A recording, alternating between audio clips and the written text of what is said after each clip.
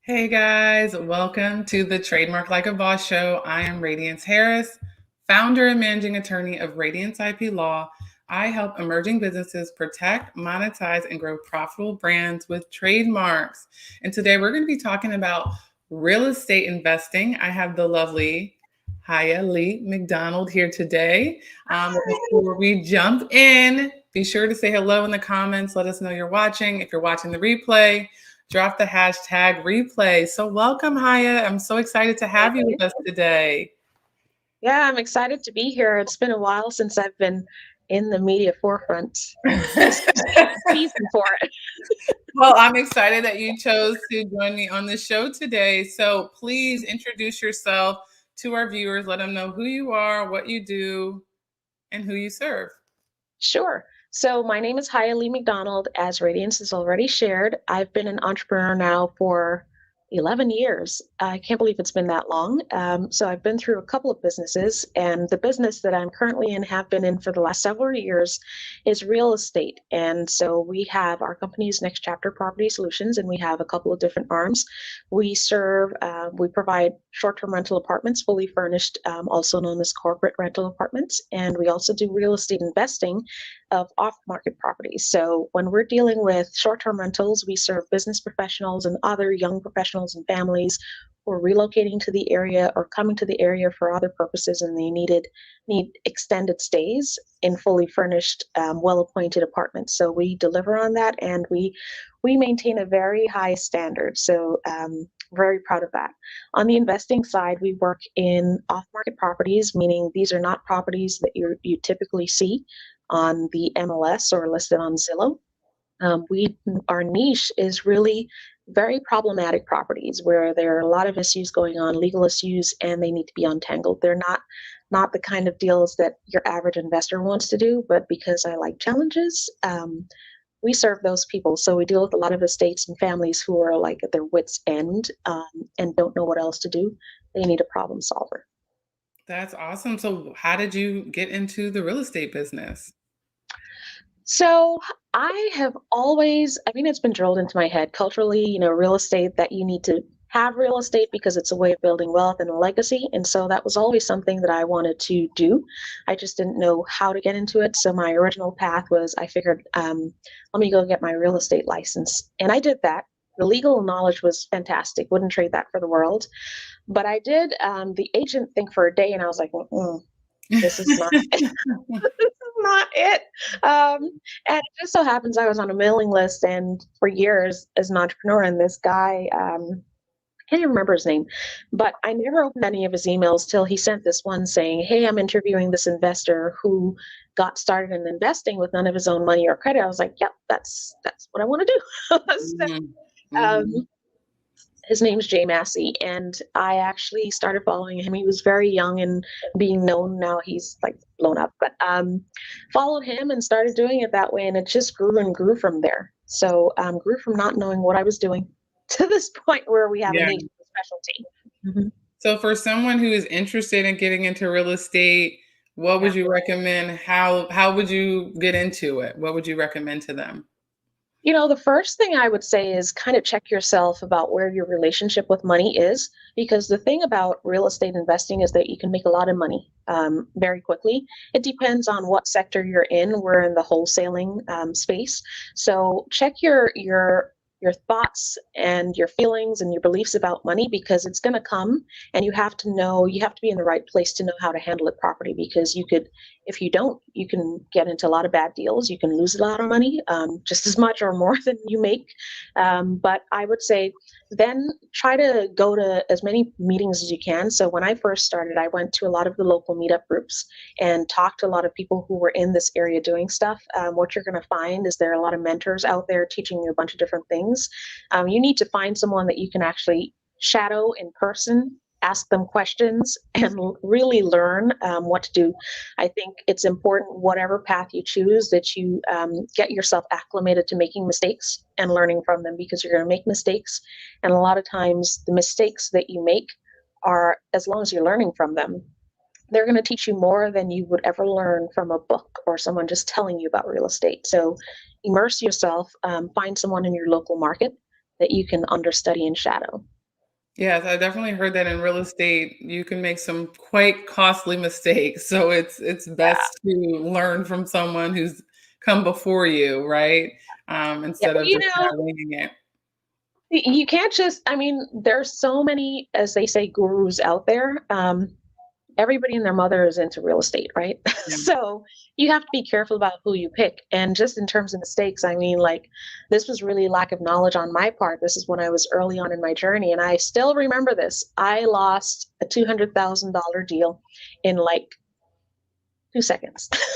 So, Oh you know, man. it's still with me. But the thing is, because of that mistake and lack of knowledge, that kind of helped guide me to the niche that we're in right now. So now, I'm never going to make that mistake again. Um, Right.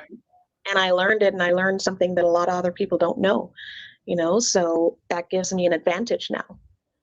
So how do you determine what is the best niche in real estate? Because there's so many things that you can do in real estate. So how did Mhm. you determine the best niche for you, and how would someone else kind of determine the best niche for them if they're interested in exploring real estate opportunities? Yeah, and I would say this is, blanket advice for entrepreneurship in general. If you're going to survive, you really have to know who you are, because you can't just say, "Oh, I'm going to pick this one thing because it makes a lot of money." If you're not well suited to doing the work that's involved in making that thing happen, you're going to fail. A Yeah. lot of people in the wholesaling space, a lot of people see, "Oh, hey, I can go do these deals and assign my contract and make a chunk of money really quickly." But the thing is, deals just don't fall in your lap. You have to actually go do the work. So, for example, like in wholesaling, that's really well matched with my personality. We do a lot of research. We go and analyze a lot of factors. As I said, I like challenges. I like puzzles. I really enjoy the legal side of things. So the wholesaling and this niche that we're in with really difficult problems, that suits my natural interest and inclinations. So you have to understand who you are, what your strengths are, what you really have an affinity for, and do that. Because the thing is, it's simple, it's not easy. And when things get difficult, if you don't have something deeper in you than "I want money," you're going to give up, which means you're going to fail. So, Yeah. failure only happens when you give up and you let go. Right. Yeah, Mhm. that's very true. So share with me about your decision to get trademarks for your real estate pursuits. So at what point in business did you decide to do that, and why?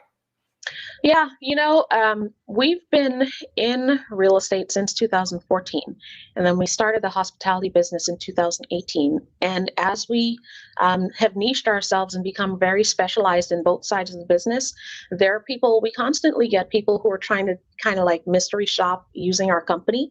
And we realize that there are people who want to emulate what we're doing, and some will tell you they want to do that, and others will just take your stuff. And so we realize the more visible we become, yeah, the more visible we become, yeah, copying is a compliment, but I don't enjoy being plagiarized or any of that other stuff. So Yeah. we realized that we needed to protect ourselves in a legal way that, the entire country would recognize. And that's why we reached out to you, to get this process done, because otherwise, we really put ourselves in a legal bind and also financial bind, because Yeah. without a trademark, eventually that could upend your entire business.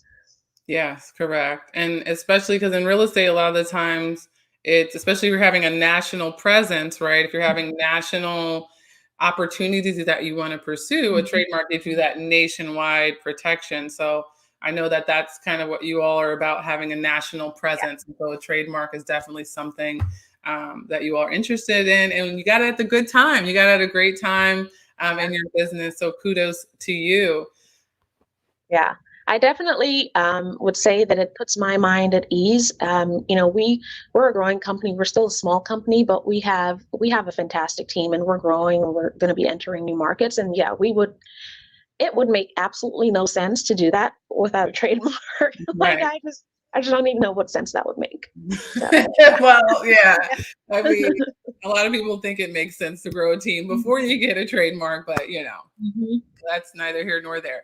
But Yeah. I'd love to hear on your experience being an entrepreneur for 11 years. What is your biggest piece of business advice? I would say, and I touched on this a little bit earlier, figure out what your why is. And your why is not just, I want to make money or I want to have my time to myself. You need to, when I had my coaching business with my clients, I would always drill down. I called it like the 5 levels of why. You keep asking yourself why in different ways until you get to the reason that really makes your heart skip a beat.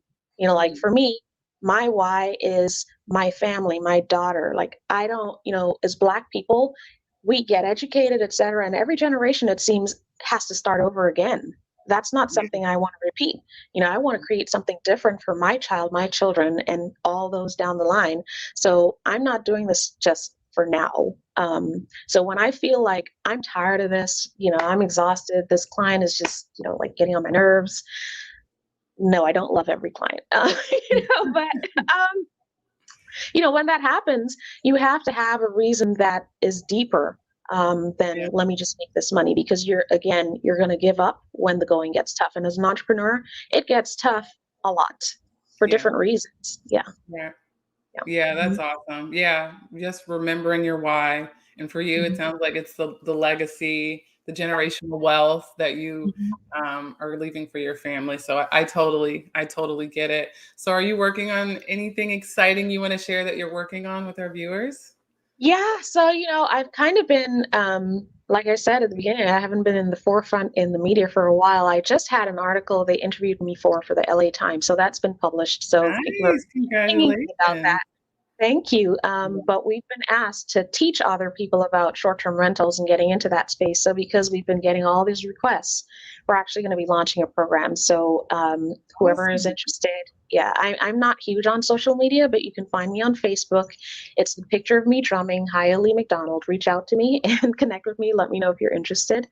And our website for the hospitality is stayleerush.com. So you guys can look us up there as well.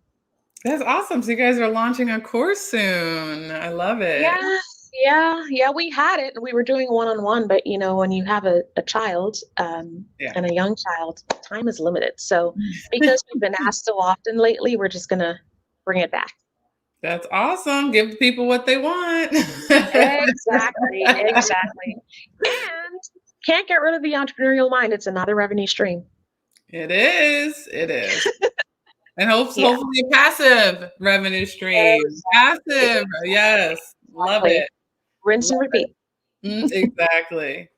Well, thank you so much for joining me on the show today. It's been a pleasure chatting with you, and thank you for sharing your Likewise. experience in real estate. Yeah, it's my pleasure. Thanks for having me here, and it's been great talking with you. All right. Well, thank you guys for tuning in today's show.